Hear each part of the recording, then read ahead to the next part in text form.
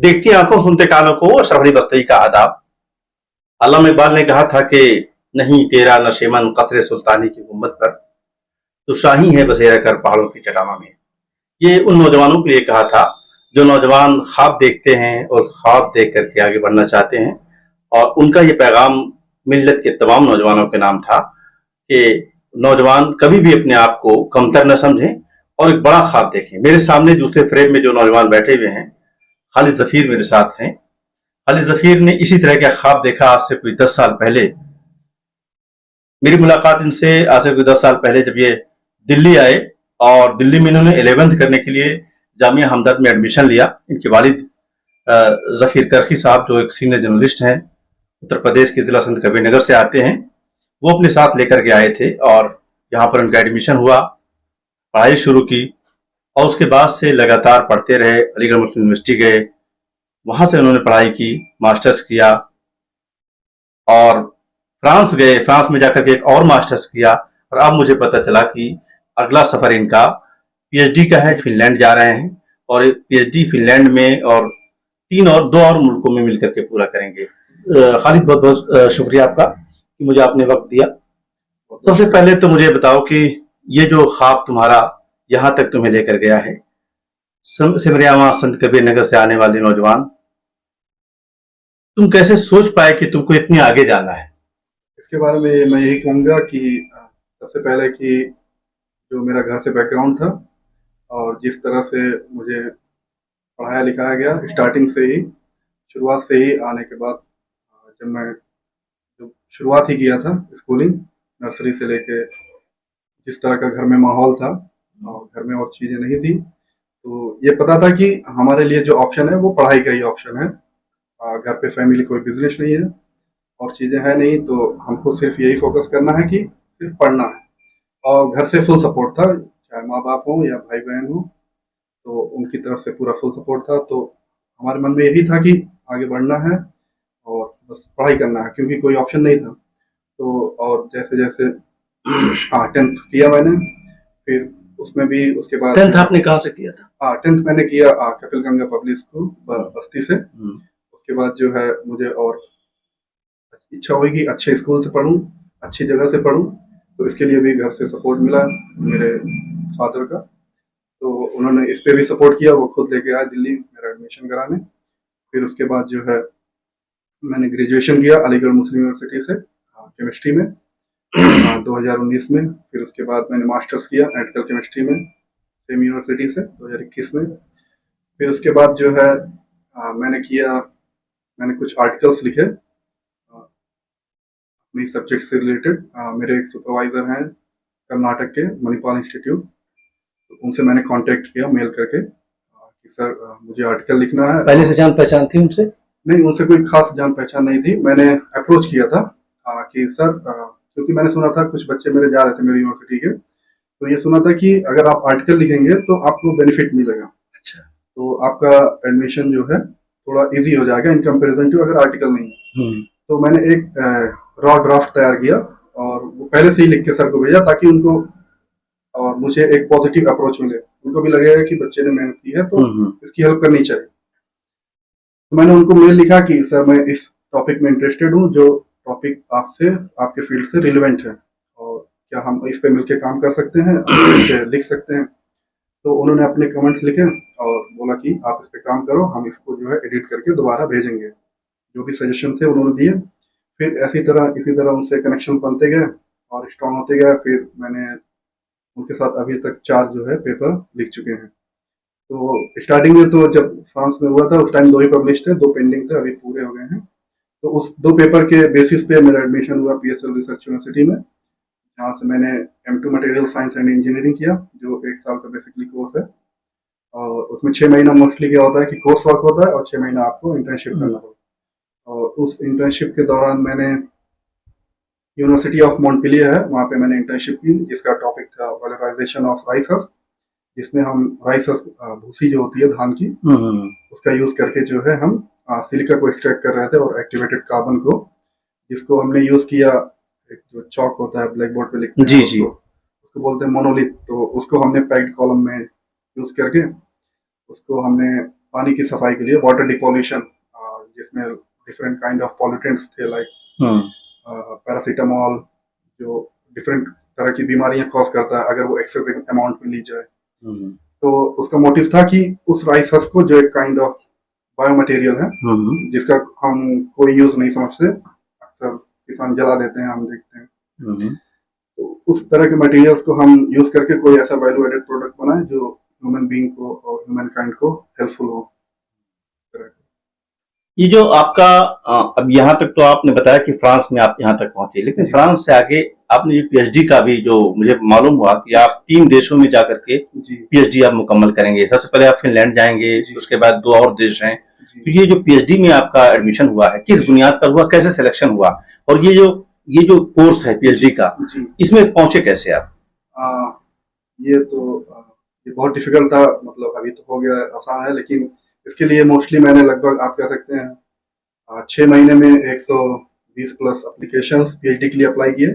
Starting में मिल नहीं रहा था तो फ्रस्ट्रेटिंग होता। आप भेजे जा रहे थे एप्लीकेशन? जहाँ जाए मौका होता। वीकेंड पे जो है, फ्रांस में जब मैं रहता था मॉन्पेलियर में, तो हर हफ्ते लगभग वीकेंड पे 6 से 7 एप्लीकेशन, फ्रॉम मोटिवेशनल लेटर से लेके रिकमेंडेशन लेटर, सीवी को अपडेट करना, प्रोजेक्ट कैसा तो खुद भेजते थे आप? जी, उसको जो है लिंक्डइन पे, रिसर्चगेट पे, findapphd.com, बहुत सारे ऐसे पोर्टल्स हैं जिस पे मैं पीएचडी ढूंढता था जो कि मेरे इंटरेस्ट के रिलेवेंट हो और जो मेरे सब्जेक्ट से मैच करता हो।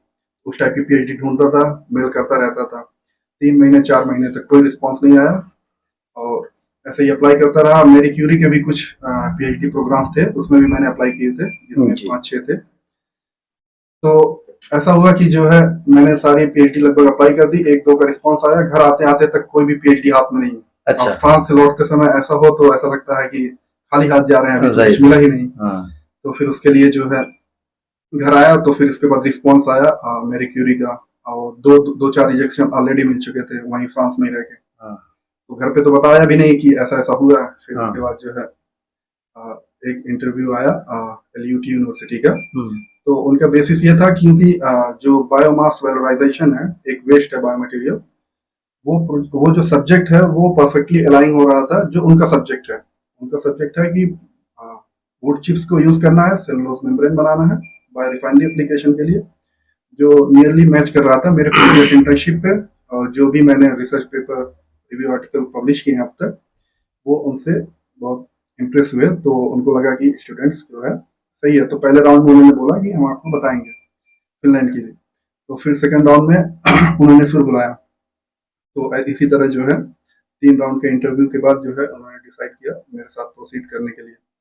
और ये पीएचडी जो है, जो आपको दी गई है एडमिशन, जिसमें मिल रहा है आपको, ये कौन सा अदारा है जो इसको स्पॉन्सर करता है? क्योंकि आप बता रहे हैं कि फ्री है, यानी टोटली खर्च उनका होगा। फुली फंडेड है एक्चुअली। इसको बोलते हैं MSc मैरी क्यूरी फेलोशिप होती है, जो स्पॉन्सर्ड बाय यूरोपियन यूनियन होती है।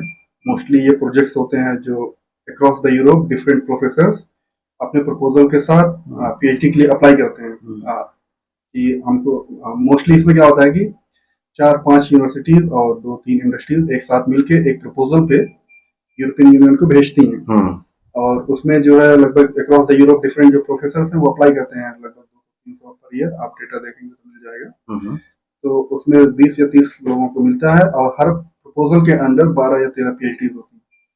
तो उसमें लगभग 12 पोजीशन है। अगर आप देखेंगे, मेरे प्रोजेक्ट का नाम है मेमफास्ट अंडर मैरी क्यूरी। तो यूरोपियन यूनियन इसको स्पॉन्सर करती है, फुली फंडेड में रहता है, जो कि as a researchers being student उनको फायदा करेगा। ये अगर आप इसमें आपकी पीएचडी मुकम्मल होती है, तो उसके बाद जॉब के क्या मौके होते हैं? किस तरह से आप फिर अगला आपका जो मिशन है वो क्या हो सकता है? पढ़ाई अभी और जारी रखना है या फिर जॉब में, इंडस्ट्री में आना है, क्या सोच रहे हैं आप? कुछ प्रोफेसर्स मुझे जिनसे कनेक्शन है लिंक्डइन पे, मैंने उनको देखा है 40-50 साल के बाद भी एकेडमिक में रहते हुए भी वो इतना रिसर्च में आगे चले जाते हैं कि वो अपनी इंडस्ट्री भी सेटअप कर सकते हैं। अच्छा। मतलब कुछ नए पेटेंट्स लाके या नई रिसर्च लाके अपना पेटेंट से वो अपनी नई इंडस्ट्री सेटअप करते हैं। इसके बाद जो है, इस पीएचडी के बाद मैं पोस्ट डॉक करना चाहूँगा यूएसए से। उनका जो है यूएसए से क्यों, जहाँ पर आप हैं या फ्रांस या इस तरह जगहों पर, या हाँ। लंदन वगैरह से? लंदन वगैरह में वो भी अच्छा है, लेकिन कोशिश यही रहेगी कि वो भी फंडेड हो, जिससे कि जो है और भी प्रॉब्लम्स जो है अच्छा, उस पे आपने फोकस ना जो जाए। जो कोर्स किया यहाँ का जो है फ्रांस वाला, जी। मास्टर्स किया, उसमें आपको अपनी फीस जमा करनी पड़ी थी या आपको छूट मिली? क्या हुआ, स्कॉलरशिप मिली, जी, कितना हुआ? उसमें उसमें लगभग 3.5 या 4 लाख रुपए उसकी फीस थी, तो मैंने उसको सीवी बेस पे और जो है मेरे जो आर्टिकल्स थे उसके बेसिस पे मैंने एप्लीकेशन डाला। तो उन्होंने एक जो मिनिमम क्राइटेरिया होता है हर स्टूडेंट्स को जो फीस देनी पड़ती है, 243 यूरो, लगभग यहाँ के 24-25 हज़ार शायद, उतना देना पड़ा। तो वरना वो भी जो है फीस भी माफ थी वहाँ की भी। जी। तो सीवी के बेस पे और जो रिसर्च आर्टिकल्स मेरे थे उसके बेसिस पे उन्होंने डिसाइड किया था काम करने का। आप जिस रिसर्च को करने जा रहे हैं, अब तक इसमें जितनी रिसर्च हुई है उससे आगे की चीज आप करेंगे, जी। उसमें ऐड ऑन करने जा जी, रहे जी। हैं, तो आपके इस ऐड ऑन से क्या आसानियां पैदा होने जा रही हैं इंसानी समाज के अंदर? क्या देने जाएंगे आप? इसमें जैसे इसको हम छोटे लेवल से समझते हैं। जी। जैसे मान लीजिए कोई शुगर इंडस्ट्री है, हम्म, तो उसमें कोई भी मेम्ब्रेन्स रहती है, तो मेम्ब्रेन्स का काम होता है, उसको मेम्ब्रेन्स को हिंदी में बोलते हैं झिल्ली। तो वो उसका काम होता है छानने का काम। तो उसको लगातार यूज करने के बाद या तो वो फट जाती है या उसमें से गंद आने लगती है। तो हमारा मोटिव रहेगा उसमें कि बायो रिफाइनरी सेक्टर में जो भी मेम्ब्रेन्स यूज हो रही है उसकी मैकेनिकल स्ट्रेंथ, उसकी मजबूती बढ़ाई जाए, उसमें से फॉलिंग ना हो, बदबू ना आए, और उसको जो है अनदर एप्लीकेशन लाइक डिसैलिनेशन, खारे पानी को मीठे पानी में बनाने के लिए उस मेम्ब्रेन को प्रिपेयर किया जाएगा वुड चिप्स से। वुड चिप्स में मोस्टली जो सेलुलोज होते हैं उनका यूज करके, और कार्बन नैनो डॉट्स का यूज करके। अभी तक जो काम हुआ है आपके इस मैदान में, वो कहाँ तक पहुंचा है और जिसको आप आगे बढ़ाएंगे? तो अभी तक जो ये होता है कि जो एंटी फॉलिंग है वो टोटली कंट्रोलेबल नहीं है। उसका मतलब ड्यूरेशन जो है हम उसको बढ़ाना चाह रहे हैं। जैसे मान लीजिए कि जो गंध आ रही है उस मेम्ब्रेन से, मान लीजिए वो 30 दिन में आ रही है, तो उस पर क्या रिसर्च की जाए कि वो उसके डबल ड्यूरेशन पे आए, ऐसा टाइम। या फिर ऐसा हो कि अगर हम खारे पानी को मीठे पानी में करना चाह रहे हैं, तो वो कितना वॉल्यूम ऑफ वाटर करने के बाद वो मेम्ब्रेन खराब हो जाएगी। तो उन सब की ड्यूरेशन को बढ़ाने के लिए उस पर काम करने का। हमारी तो आपको मुबारकबाद है कि सफीर करफी साहब के आप साहबजादे हैं, जो मेरे मेंटोर हैं सहाफत में। आपके दादा मोहतरम से मेरी बहुत ही दोस्ती थी, मैं कह सकता हूँ, बहुत मोहब्बत करते थे। सिमरियाओं में हम होते थे, रिपोर्टिंग करते थे, तो हमारी आमाजगाह वो हुआ करती थी। उनके साथ चाय पीना, बैठना, बड़े खलीक आदमी थे। और सिमरियाओं से निकल करके फ्रांस पहुंचना, अलीगढ़ पहुंचना, अलीगढ़ से फ्रांस पहुंचना, फ्रांस से फिर फिनलैंड पहुंचना, ये जो इतनी लंबी जर्नी, और अभी आगे का सफर आपका जारी है कि आप यूएसए में पोस्ट डॉक्टरेट करने की कोशिश करेंगे, और करेंगे, जरूर करेंगे। हमारे जिस समाज में आप आते हैं, मैं आता हूँ, बड़ी जल्दी ये होता है कि बच्चे ने यहाँ तक पढ़ाई कर ली, अब नौकरी करे। कब नौकरी करेगा? शादी कर दीजिए, वालिदैन पर शादी का दबाव होता है कि बेटा बड़ा हो गया है, शादी कर दी जाए। आप पर दबाव होता है कि आप जल्दी से नौकरी ले लो। तो इस तरह के दबाव का भी सामना करना पड़ा है या पड़ रहा है? नौकरी का वैसे दबाव तो नहीं था, लेकिन मैं खुद ही अपने आप में इस तरह से फील करता था कि शायद दबाव है। तो इसीलिए मास्टर्स के बाद मैंने ट्राई भी किया कि चलो जॉब कर लेते हैं, घर वाले चाहते हैं कि पैसे कमाए, जबकि वो चाहते नहीं थे, लेकिन हमको खुद फील होने लगा। अच्छा, अपने आप कि मैं कब तक पढ़ूं। घर वालों को ऐसा तो नहीं लग रहा कि कब तक पढ़ेगा, कब तक ऐसे इस तरह के दबाव। तो उसके लिए आपको जो है पूरा क्लियर अंडरस्टैंडिंग होना चाहिए कि आपके घर वाले क्या चाहते हैं, आप क्या चाहते हैं, आप उनसे बात करिए।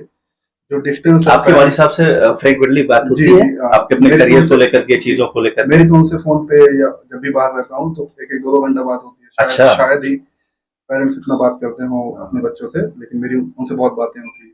मतलब माँ से ज्यादा मेरी बात होती है, उनसे बात होती है। तो बहुत ही ओपन रहता है कि मुझे क्या करना है, क्या करना चाहता हूँ। तो इस वजह से उतना प्रेशर नहीं था। तो उन्होंने एक ओपन एंड दिया हुआ था कि अगर तुम्हें जब तक भी पढ़ना है मैं तुम्हारा सपोर्ट करूंगा। खासकर टीचर्स का भी ऐसा कोई वो नहीं था, उन्होंने फुल सपोर्ट किया, चाहे वो रिकमेंडेशन हो या फिर समय समय पर मोटिवेशन देना हो। फ्रेंड्स हैं और भी लोग हैं, फैमिली मेंबर्स हैं। जी बताओ कि आप निकले, और हम जब पढ़ रहे थे आपके 25 साल पहले, जब हम हाई स्कूल में थे और भी पहले, तो उस वक्त हमारे क्षेत्र से अलीगढ़ तक पहुंचना जी एक ख्वाब था। कुछ बच्चे उनकी जिनके खानदान वगैरह के कुछ दूर दराज के लोग होते थे, वो किसी तरह से पहुंच लेते थे, हाई स्कूल में पहुंच गए, जी 11th में पहुंच गए। आम लोगों को अवेयरनेस भी नहीं थी और वसाइल भी नहीं थे और उस तरह की पढ़ाई भी नहीं थी। लेकिन आप जैसे लोग निकल रहे हैं और तो दर्जनों की तादाद में अलीगढ़ पहुंच रहे हैं, जामिया पहुंच रहे हैं, बीएचयू पहुंच रहे हैं। तो हमारे इस क्षेत्र में जो ये क्वालिटी एजुकेशन हासिल करने का जो एक ट्रेंड बना, वो क्या देखते हैं आप आने वाले दिनों में? आप जैसे और नौजवान जो दुनिया के मुख्तलिफ हिस्सों में जाकर के रिसर्च करें, लीड करें, जी आप लीड करने जा रहे हैं जी और लीड कर रहे हैं, क्या कहेंगे आप नौजवानों के लिए मैं जो एस्पिरेंट हैं, जो आपकी तरह आगे बढ़ना चाहते हैं और हमारे क्षेत्र से हैं, फौजियार से हैं? जी मैं तो पहले यही कहना चाहूँगा कि सबसे पहले आप एजुकेशन को जारी रखें। एटलीस्ट अगर आपको बिजनेस भी करना है तो बैचलर्स जरूर करें। इस मुद्दे में ना पड़े कि मैं बिजनेस कर लूँ या एजुकेशन में रहूँ, इस डाउट में ना रहें। जो आपका पैशन हो वही करिए, लेकिन आप एटलीस्ट बैचलर्स तक इतना समझ आ जाए कि आपको क्या करना है फिर आगे। तो इसलिए मैं चाहता हूँ कि हर बच्चे को बैचलर्स, एटलीस्ट बैचलर्स तो जरूर करना चाहिए। अभी तक हमारे इलाके में आप खुद ही देखेंगे तो मोस्टली बच्चे 10th तक 12th तक पढ़ने के बाद वो पढ़ाई छोड़ देते हैं क्योंकि घर से उनका प्रेशर रहता है। तो मेरा यही कहना है कि आप अपने और पेरेंट्स के बीच जो दरमियान है उसको कम करें और उनसे बात करें कि आप करना क्या चाहते हैं। कई ऐसे मेरे खुद ही दोस्त हैं, वो घर पे बता नहीं पाते कि मुझे करना क्या है। वो करना कुछ और चाहते हैं और उनके पेरेंट्स फोर्स करके उनसे कुछ और करवाना चाहते हैं। आप जब पढ़ रहे थे तो क्या आपके वालिद साहब ने या आपके घर वालों ने कहा था कि यही पढ़ना है, या आपके अंदर से आवाज आई कि मुझे ये पढ़ना है, उसको उन्होंने सपोर्ट किया था? नहीं, जब मैं 10th में था तो मैं कह रहा था डॉक्टर बनना है। अच्छा। 12th में गया तो बायो लिया। हाँ। तो फिर उसके बाद यह था कि फर्स्ट अटेम्प्ट के बाद मैंने सोचा कि नहीं, इसमें टाइम लगेगा और अभी मुझे नहीं लगता कि शायद उतना कंटिन्यूअस, उतना लगातार मैं 3 साल 2 साल तक तैयारी करके पूरा पढ़ पाऊंगा। तो मैंने बोला कि मुझे केमिस्ट्री से जो है बीएससी करना है 12th के जस्ट बाद। तो उन्होंने कहा कोई बात नहीं। उनको कोई ऐसा कोई फोर्स नहीं था कि नहीं तुम्हें यही करना है। ये चीजें और जो स्टेप बाय स्टेप जो भी जरूरत थी, जो भी सपोर्ट था वो मिलता रहा सही समय पे। कोई ऐसा घर से फोर्स नहीं था, तो शायद इसीलिए सारा क्रेडिट। आप अब यहाँ से निकलेंगे और पहले भी जा चुके हैं फ्रांस में, मुख्तलिफ कंट्रीज के बच्चे आते हैं जी। आप इंडिया से जाएंगे, उनके दरमियान आप रहे हैं, 1 साल तक उनके साथ पढ़ा है, उन टीचर्स के साथ। जी। क्या एक्सपीरियंस रहा था फ्रांस में जब आप मास्टर्स 2 कर रहे थे? जी, तो खासतौर से कल्चरल एक्सपीरियंस की मैं बात करूंगा, किस तरह के लोग मिले आपको? बच्चे तो लगभग most of the European country के थे, हर कंट्री से थे। और एक चीज मैंने जो खास करके नोटिस की, वहाँ के बच्चों को, यहाँ पे हम लड़ते हैं इस बात के लिए कि आपको हिंदी आना चाहिए, आपको इंग्लिश आना चाहिए। मैंने वहाँ पे बच्चों को देखा कि एक ही बच्चे को 3-3 4-4 लैंग्वेज आ रही है।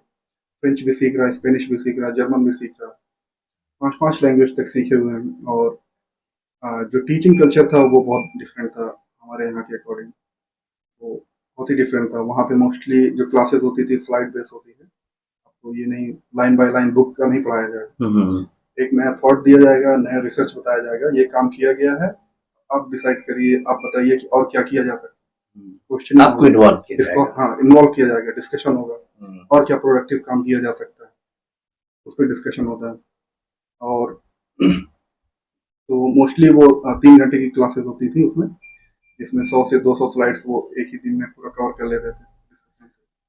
तो और उसमें पिक्चर बेस्ड ज़्यादा होते हैं जो भी क्लासेस होती हैं। और एग्जाम्स के कंपैरिजन में अगर हम कहें तो यहाँ पे राइटिंग होता है, मोस्टली वहाँ पे प्रेजेंटेशन होता है। आपको आपका अपना प्रेजेंटेशन, अपना लेक्चर बनाना है और क्लास के सामने प्रेजेंट करना है। कोई भी आपके इंटरेस्टिंग के टॉपिक हो, जिसमें आप इंटरेस्टेड हो, आप उसकी प्रेजेंटेशन बना के लाइए, पिक्चर डालिए और अपने प्रेजेंटेशन के थ्रू इन क्लास को इंगेज कीजिए, समझाइए उनको नए टॉपिक के बारे में। उसके अकॉर्डिंग आपको ग्रेड्स दिए जाएंगे। राइटिंग नहीं।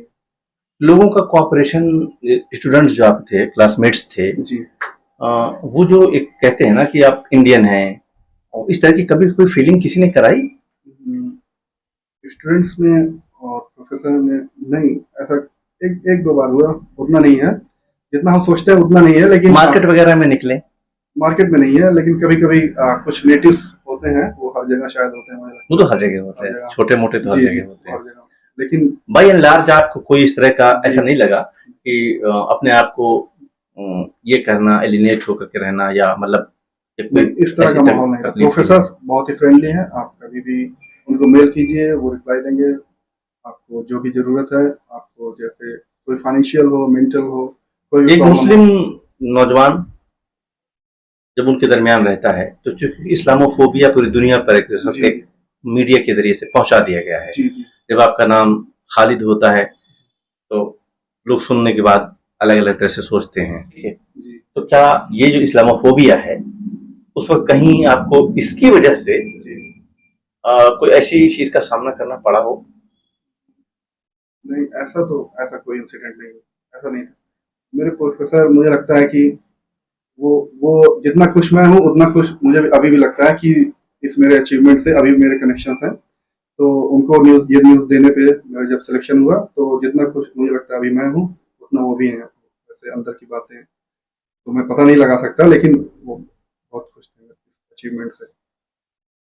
घर वालों को, अपने खानदान को, रिश्तेदारों को सबको मालूम है जी कि आप जा रहे हैं? जी। तो हम तो उम्मीद करते हैं कि आप जाएं और अपनी पीएचडी मुकम्मल करें और वापस आने के बाद अपनी अम्मी को एक बहू भी दें, जी जी। क्योंकि उनकी सबसे बड़ी ख्वाहिश होगी कि बहू जल्दी से आ जाए। हमारी माओ को सबसे ज्यादा होती है बेटा बड़ा हो गया है, बहू आ जाए, है ना। तो उनकी एक बड़ी दिली ख्वाहिश होती है। उसी के चक्कर में मेरी 19 ईयर्स में शादी हो गई थी कि मेरी वालिदा की तबीयत खराब रहती थी तो उन्होंने कहा कि इसकी शादी कर दो, बहू ले आओ। हाँ, तो अभी वही एक्सक्यूज दिए जा रहे हैं। अभी जी जी। की तबीयत खराब रहती है, जी। अगर मेरे सामने हो जाए। जी जी, वो अभी भी वही चल रहा है हमारे।